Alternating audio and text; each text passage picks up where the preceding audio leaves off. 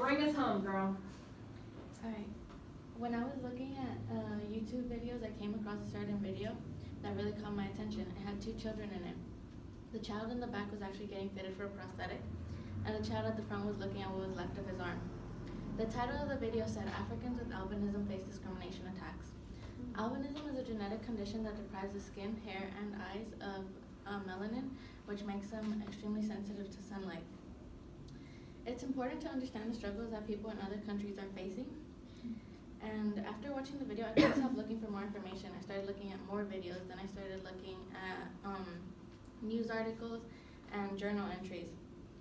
Albinism in Africa and Tanzania especially is extremely dangerous, even though there are some steps taken to help. First, I will talk about what makes a person albino, then I will talk about the attacks that they have been facing. Finally, I will talk about what's being done to prevent this.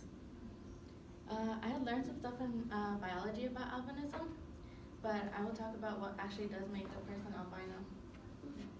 According to a study I found on the website of Human Diseases and Conditions, 1 in 17,000 people actually suffer from this.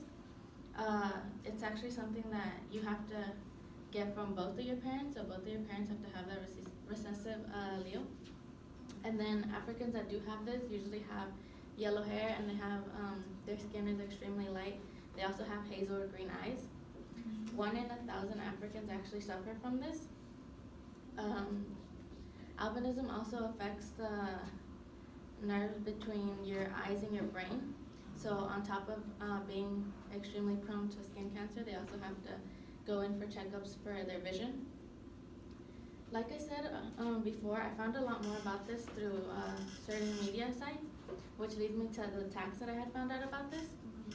Many albinos are actually hunted and killed for their body parts just because they believe in like certain superstitions that it brings riches, success, and power. The hunters usually receive thousands of dollars for the body parts. Many albinos are forced into hiding forever in their homes, but this doesn't always help because their homes get invaded into.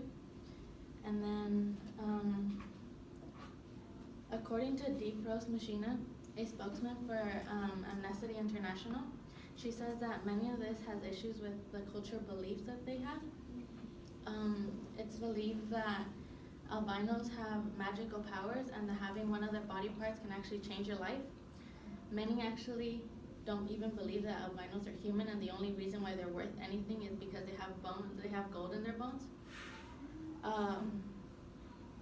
Women are actually shunned from communities if they have an albino child. They're told to give it away, dispose of it, and if it's a single mother and she doesn't want to give the child away, they'll go into the home, take the child away, and nobody ever knows what happens to it. Many children that do have both parents, they go to school. They're actually taken from school courtyards, or like when they're walking to and from school. Getting people to understand what albinism is actually one of the things that can help. This leads me to my third point about what are some things that are being done to help prevent this. People that are actually educated on this play a crucial role. They help stay with the albinos, and they're helping to change any misconceptions that people have. Police are actually now getting involved in the attacks.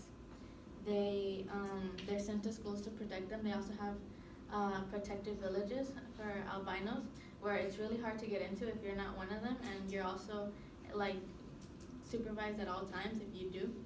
Like, let's say you want to visit a family member or something, because family members are actually the ones that always sell the people out.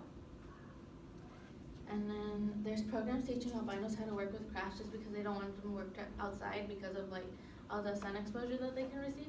The ones who do, they get told what sun protection to use and certain like clothing to wear.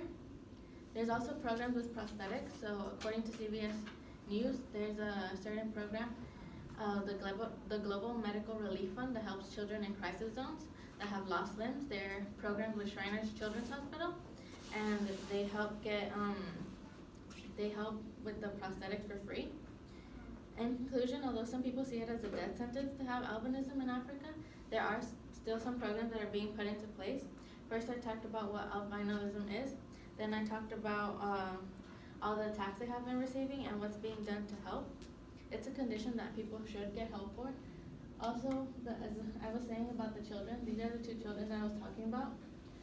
They're actually in the Shriners Children's Hospital.